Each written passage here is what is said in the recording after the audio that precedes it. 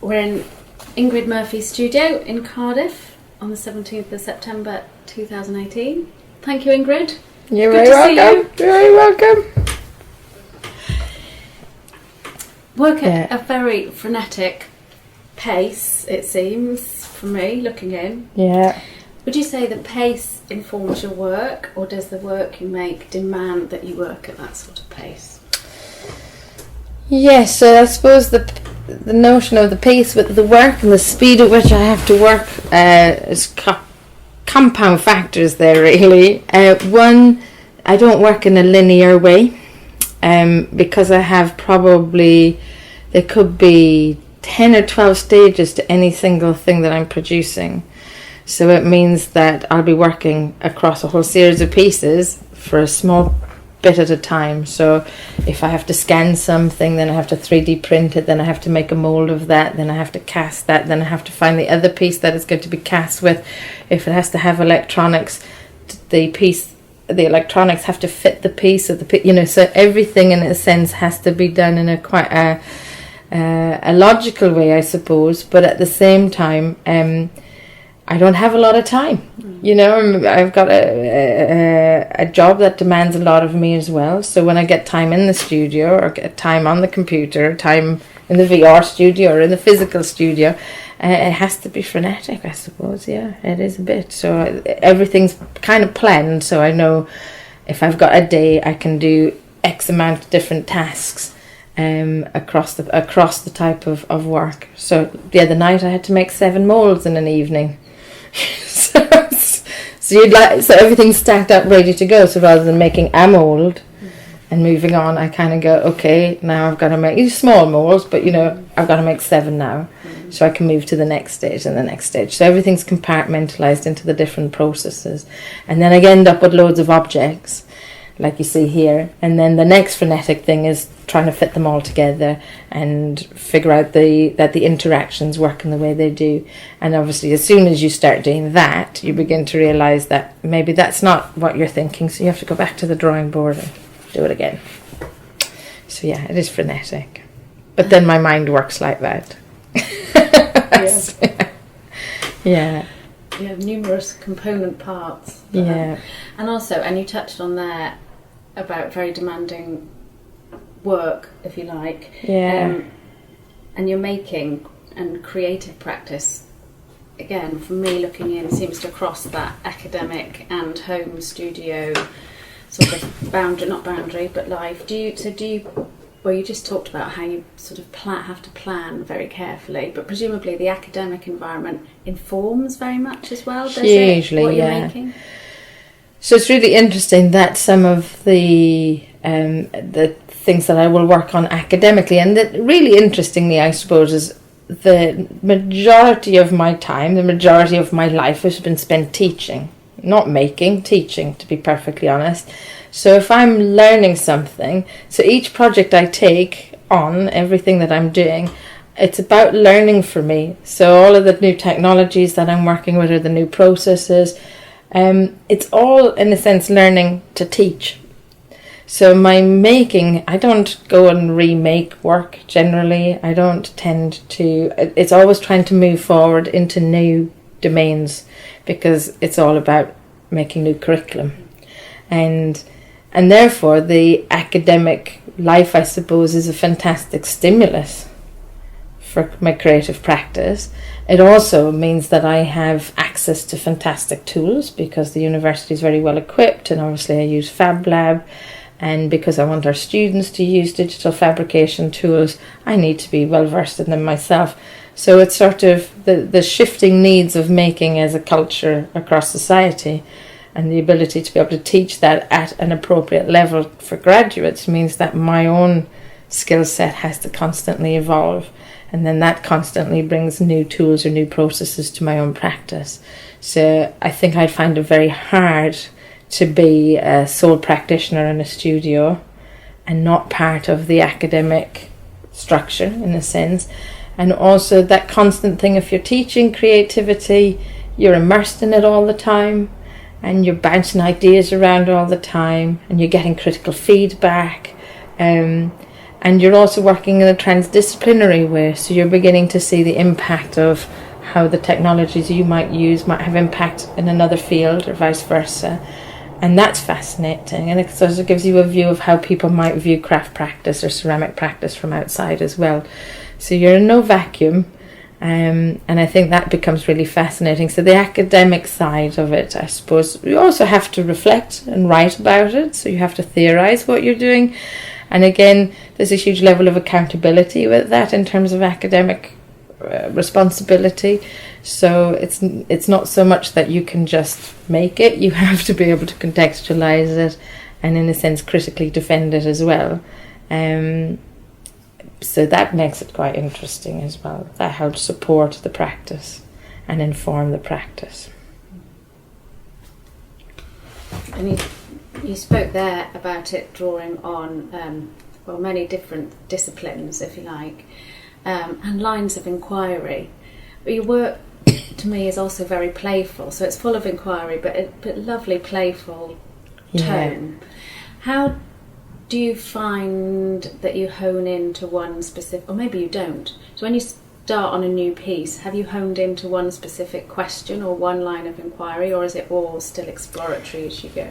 It's pretty exploratory as I go, but in a sense, if you think about this body of work, it's the seen and the unseen. So the inquiry is about eliciting what can be unseen in an object. So we have the object, we perceive the object, but what can we maybe experience from that object in a way that might not be seen? So how can we use the other senses? How can we use the material characteristics of ceramics itself? It's the conductivity of the gold or the translucency of the bone china. So that becomes the point of inquiry, and then you begin to push that in different ways. And I suppose the really interesting thing is, for me, there's that love, that absolute love of the domestic object. So this idea that you can use something so commonplace to explore something that has a different level of potency. And the fact that people know these domestic objects, these plates, these teapots, these little chai cups, whatever they might be, they're not objects of gravitas. They're not, what would we call them? What's the term? Can't remember. They're ropographic objects. They're objects of little worth. And the idea of getting them to do something that might push our understanding of objects or ceramics as a practice or clay as a material a little bit further, then that would be the point of inquiry. To do that playfully, to allow for an engagement that might be entertaining of some kind, I think is just common good practice to try and communicate to people. Humour communicates well, and I think if they're playful, then people will engage with them more, and they might. It's about getting them to stop scanning, isn't it, and stop and look and engage with an object a bit more. And playfulness is that, and I suppose it's storytelling, isn't it? The objects tell their stories, and technologies allow me to make them speak a little bit more or add a different voice. Makes them very human. Yeah, makes them human. Yes, humanises the object. But they must do that in a unthreatening way, I think. Yeah, commonplace objects allowing us to engage with other, then you can see the potentials of what technologies can do with commonplace objects. It's interesting, isn't it? Because even like if you think about some of the most significant movements in art history, like Cubism and things like that, when they wanted to really modify objects, they used the base objects. They use teacups. They use the most easily recognizable objects are the ones that are used to transform our perception of the world around us. So objects are really important to you. So you choose, or you seem to choose your objects very, very specifically for a lot of different reasons that you've outlined. And people, when they're talking about ceramics and different ceramic genre and be it sculptural, domestic, studio, there's a lot of talk of function and form, and this body of work functions, has a functionality. They're not in the traditional sense that audiences might expect. So for you, does the function what might shape that piece of work? Is it the function or the form, because you know that there's a piece of work that you want to, or an object you want to work with? It's not so much about the form. Obviously the visual aesthetics are really quite important, but it'll be really interesting about, so there's two things, isn't there? There's the material itself and the material culture of the object. So for example, you have a chai cup taken from the streets of Jaipur, a broken chai cup. Now that chai cup has its own history. I haven't cast it and replicated it. These are the original found objects. And what's really interesting for me about that is that, you know, these objects, you touch them and they play sound, but these objects have lived in those streets where that sound occurred. And energy goes somewhere, sound waves go somewhere. So somewhere within the material historicity of this cup will be that sound. So there's this sense of kind of new materialism, that the material itself has its own vibrancy. So sometimes that's why I specifically use found objects as opposed to always replicating the objects, because you can't, in a sense, replicate the historicity of that material. And I think the interesting thing about the function, in a sense, is yes, most of these objects will have been produced at some time to perform a different function as to what they're now doing. So for me, they become representations of that function rather than that function in itself. And therefore, we read them differently. We don't read a broken chai cup as a functional object. We read it as a representation of a chai cup. So therefore, I think it becomes really interesting as to why you select the objects and what's important about the objects. And to me, it's like the jug over here, and the thing from Things Men Have Made with Wakened Hands is I couldn't make an object that had the tactility and historicity of this old jug. I couldn't. So all I could do was bring people's attention to it by creating a piece that made us experience it through an augmented way. Whether that succeeds or not is a different thing, but it's still about connectivity to that material and that object. It's not about trying to remake that object. It's about changing our perception of that object in its first instance. So I think that's a kind of an odd difference about I'm not making functional objects, and in the sense but I am using functional objects to make non-functional statements. That makes sense. Perfectly. Yeah. And you mentioned there about the materiality. Yeah. And the materiality of clay and of ceramics, of course, you know very well, and is very specific.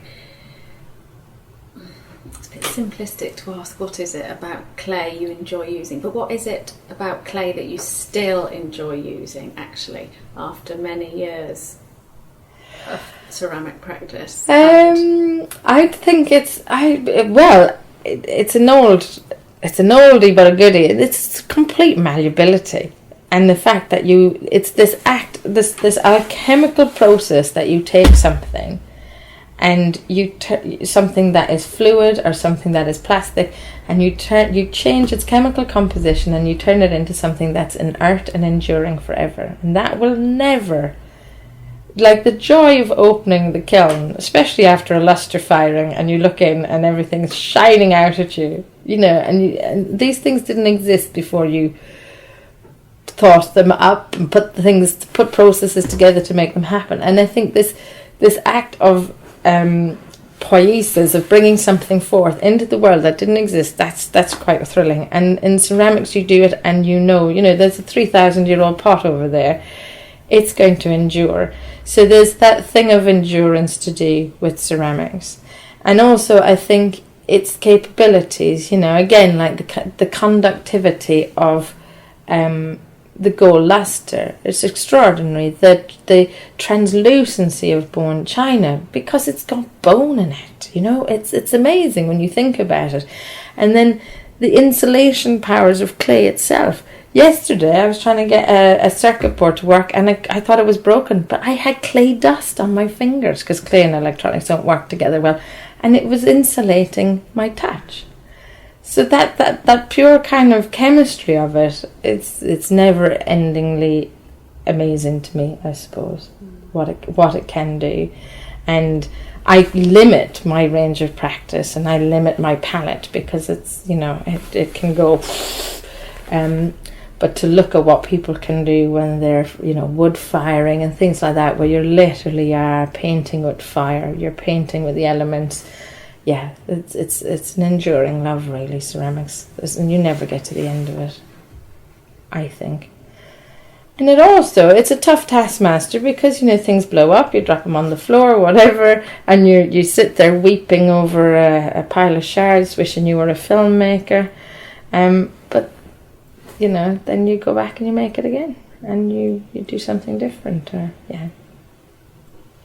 So it's the alchemy as well, you touched on, of ceramics that intrigues you constantly as well, is that thrill. Do you also see the alchemy, which some audience or visitors will, people who see this body of work, alchemy of the technology side? Does that intrigue you? Yes. Or challenge you in a different way? Yes, I think, I don't see much difference, actually. In the world of bits and atoms, I think they're pretty much interconnected nowadays.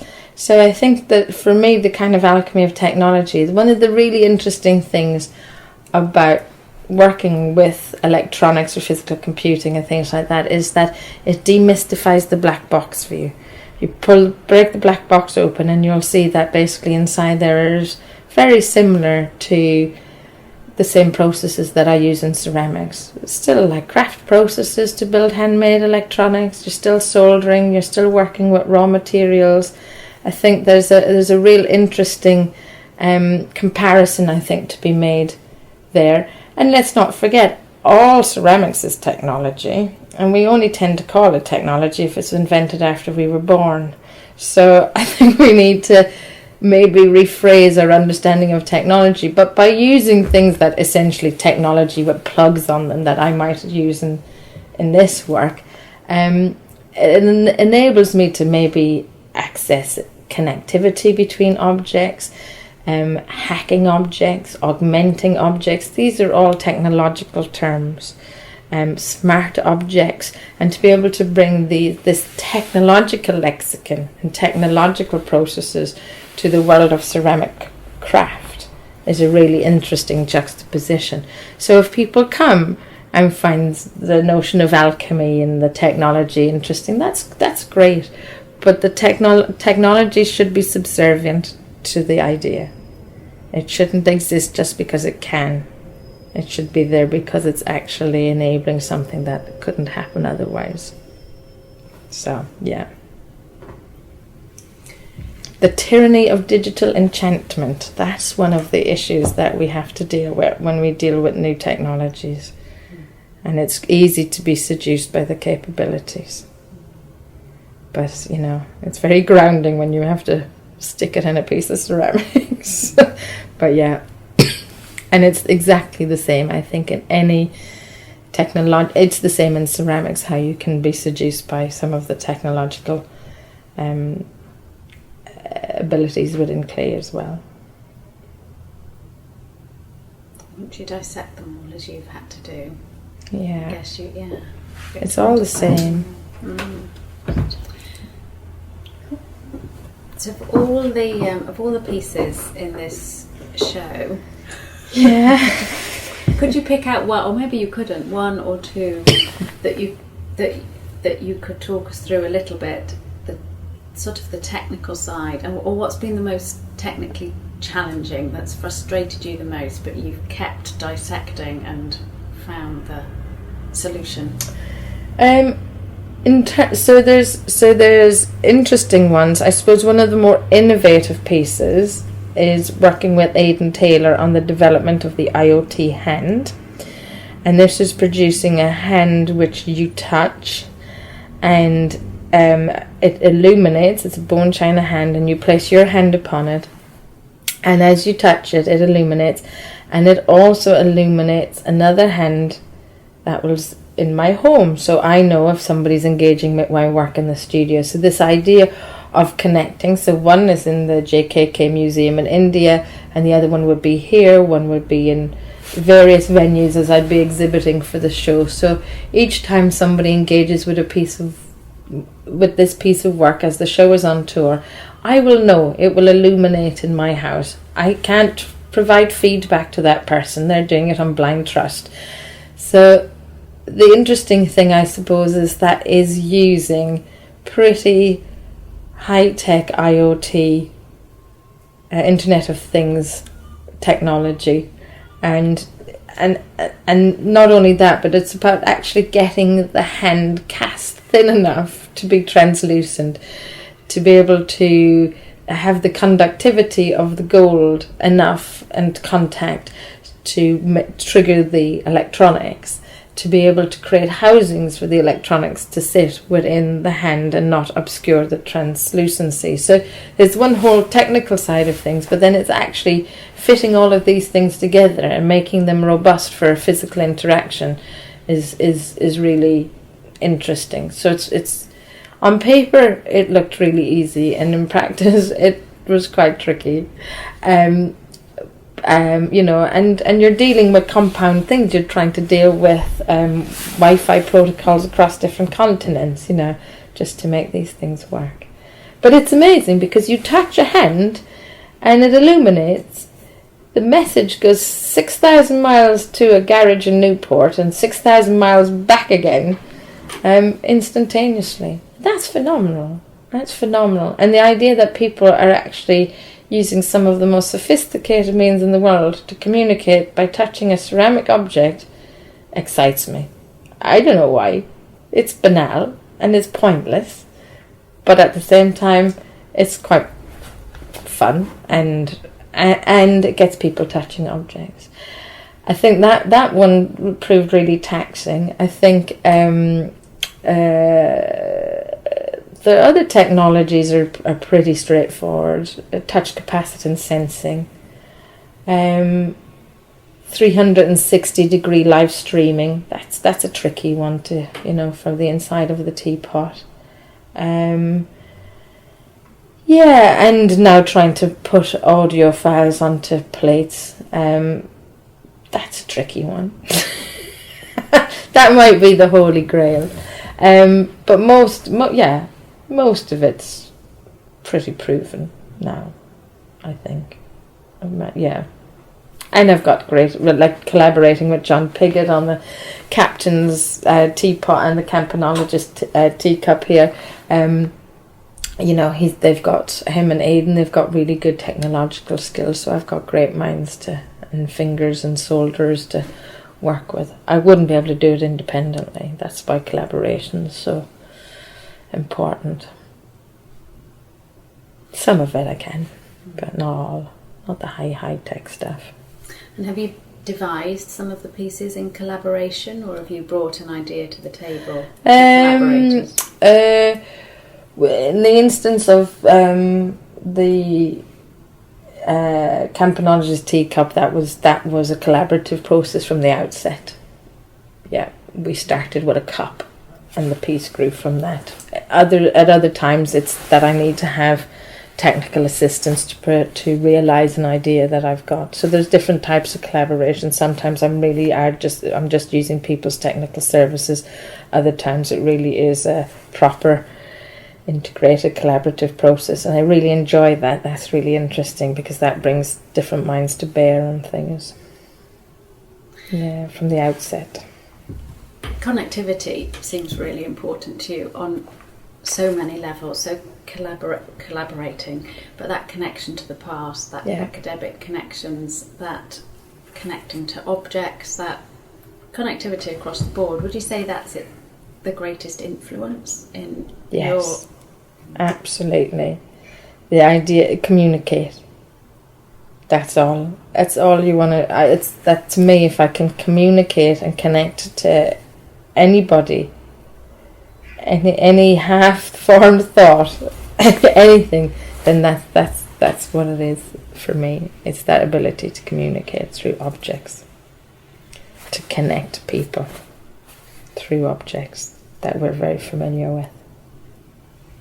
Connect them to a place, connect them to a sound, connect them to a material, connect them to their own memories, their own evocations. I use a lot of old objects, I want people to to feel that link with time, that link with history, connect them to their own histories, connect them to imagined histories.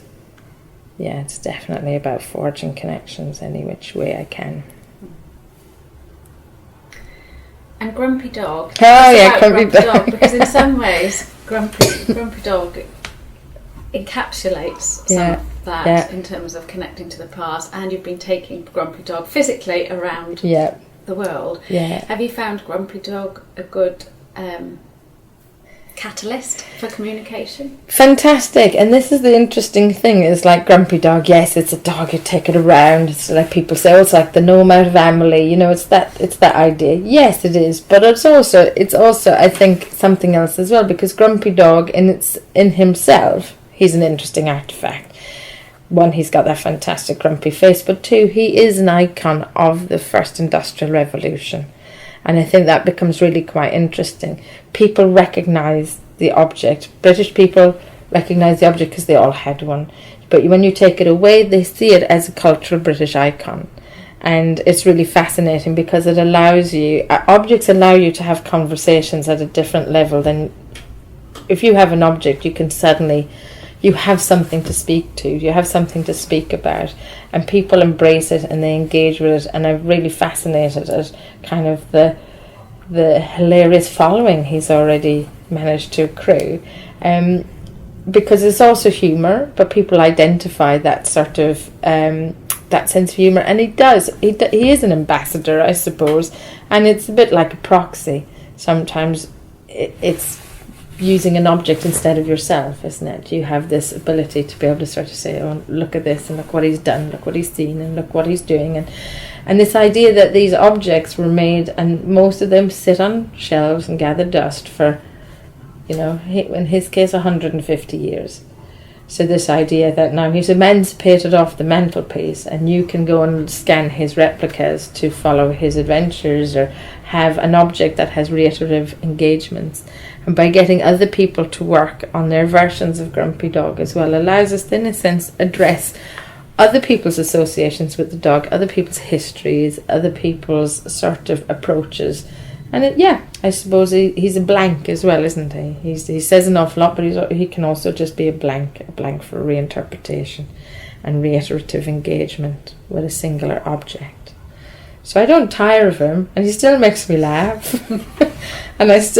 And also you pull him out in places, and my God, you get some reaction and security alerts, and I've been accused of stealing him from the Getty Centre and all sorts, you know. I was going, he's not a Sev figure, he's from Stoke-on-Trent in the 18th and 19th centuries, you know. So yes, it's quite hilarious what scrapes he's been in, and it's interesting because I think it's a leveler for people, isn't it? Kids can engage with it, anybody can engage with Grumpy Dog. I've got a lovely haiku written for him as well. Somebody wrote him a haiku, which I'll read to you. Yeah. So he becomes, I suppose, a symbolic object. Is that sort of part of it for you? Just letting the path that you've chosen on that particular day take you wherever it will go? Is that part of the excitement? Yes. I suppose what's interesting is because I'm doing an awful lot of things for the first time, or a lot of the technologies for the first time, or working in ways, theoretically you think, yes, that's going to work, and then in practice it goes terribly wrong. And what do they say, never work with children or dogs or technology, but it is that thing of is on that journey you'll find something else. So it might not be the first iteration that ever comes to pass, it might be the second or the third, but sometimes things go terribly wrong. Like my firings this summer just all blew up for no reason that I could understand, and even though I've been doing this for over 30 years, you're just like, really, how did that happen? And you just have to stop and reconsider it and maybe find another way of doing something, you know. And everything has so many variables in the work that we do in ceramics and with technology. There's so many ways in which it can go wrong. You do have to just be a bit zen about it and let it all wash over you, because otherwise you'd be, there's no safe bets. But ceramics teaches you that from day one. You know, you make something and you send it away and it arrives in shards somewhere else and you're like, that's that gone, you know, and it's gone. So I suppose an awful lot of, like, one of the pieces which is all about broken objects, and actually the value in it, there's a value in a broken object as much as there is in an intact object, kind of explores that fragility and that, you know, as I say, you've got like a 3,000-year-old pot there, and it's intact. Well, what's its value if it actually breaks?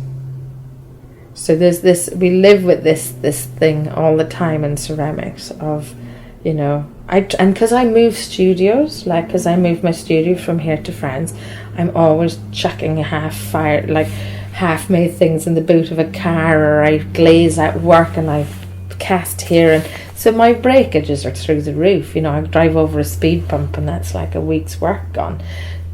You just get so used to it. You just have to go.